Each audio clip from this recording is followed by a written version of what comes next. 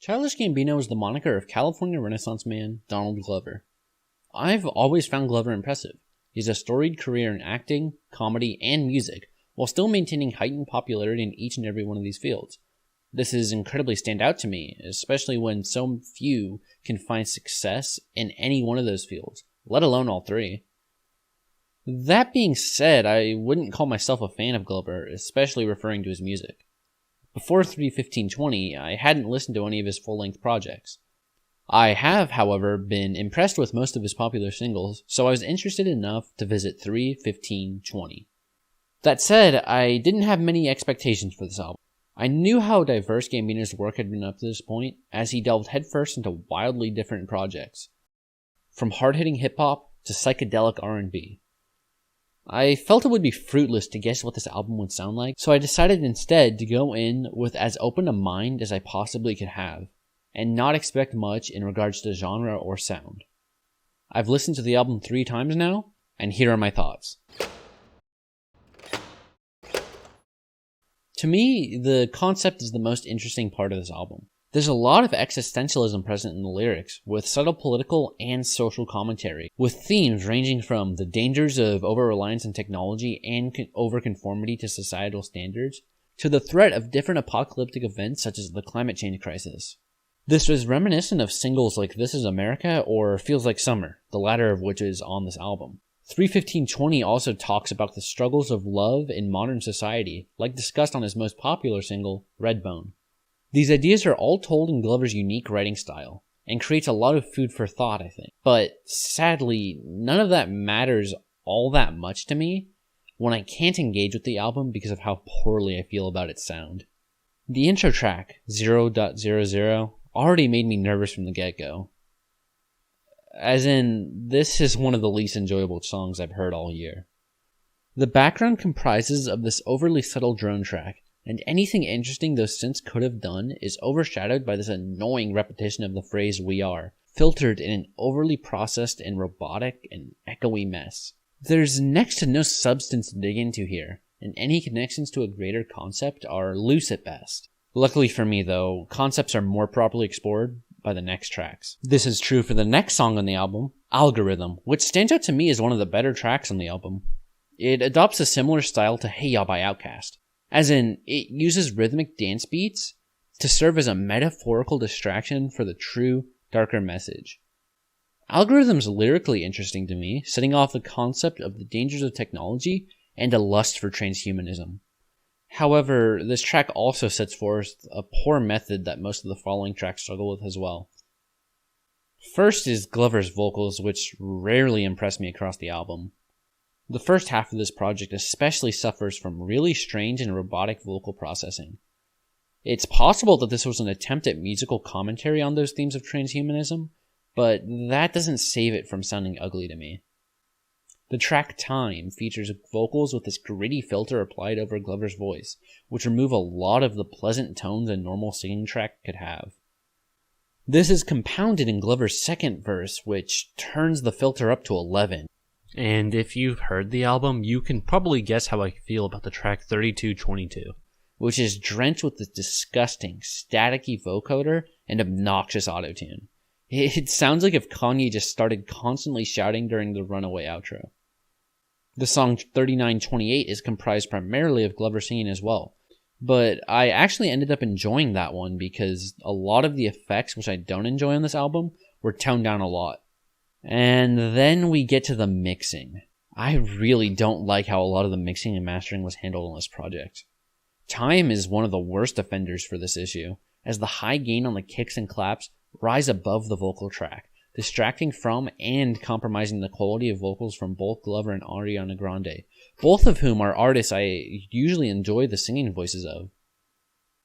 The loud drums clip the audio channel so much that it causes some of the vocals to become distorted and really staticky at certain points. This critique holds true for 1910 and 3531, with the loud drum mixing killing the track for me. On other mixing issues, 32:22's bass grows way too distorted and loud in the mix, and rises well above the vocals just like the drums on Time, 1910, and 3531. As I went through the album, a lot of the tracks ended up playing out very similarly.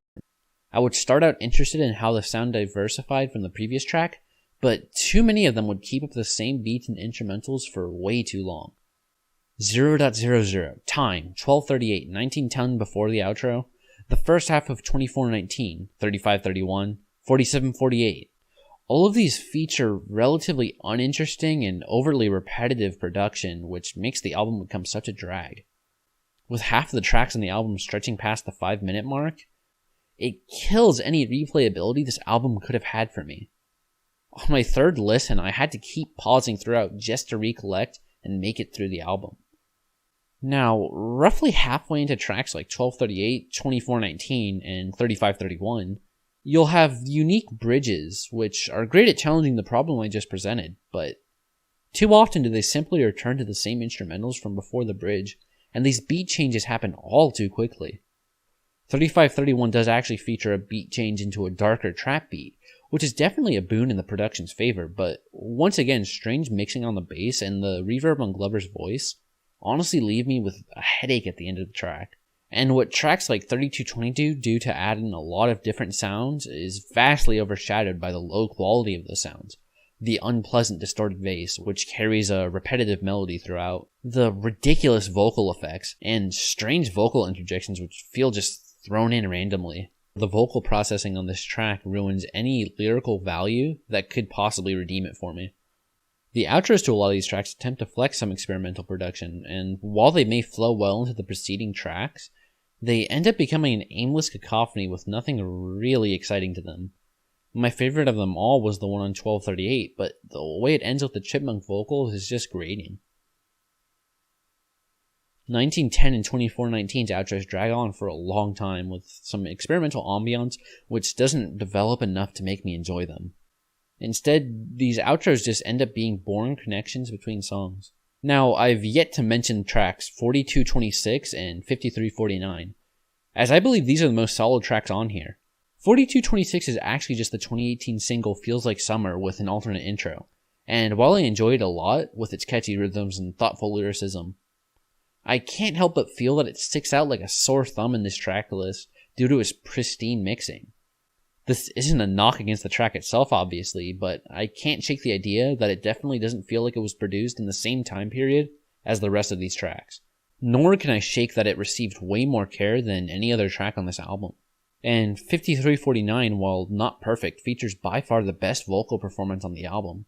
An aggressive, funky rap flow from Glover, which has a super nice groove to it, was really impressive. Though the high-pitched singing vocals return on this track and still aren't my favorite, the way this track brings together a ton of different sounds effectively is how I wish I could feel about the rest of the album. 53:49 ends up as a great, exciting, and refreshingly optimistic end to an album that I can't say I enjoyed, sadly. I want to leave off this review by saying that this album is not devoid of flashy or interesting moments. Most of Algorithm and 53:49, all of Feels Like Summer, as well as the outro to 12:38 and the ending passage on 47:48 with Glover's Child, all of those are great. But, in my opinion, it's all overshadowed by imprecise mixing and mastering, overly ridiculous vocal effects, and bothersome distortion, as well as long-running, uninteresting production on too many tracks. I give 3:15:20 by Childish Gambino a 2+ to a 3-. Oh, hey guys. This is me after I finished editing the video, mostly audio, not all the visual effects, but I've definitely noticed that it's not a perfect video, but I'm still relatively proud of it. I definitely noticed there's a few things I'm probably going to change if I ever do another one of these album reviews, but for a first time, I'm pretty proud of it. Let me know what you guys think, and I'll maybe make some in the future if a lot of people like this. And that's about it. Have a nice day, and thanks for watching.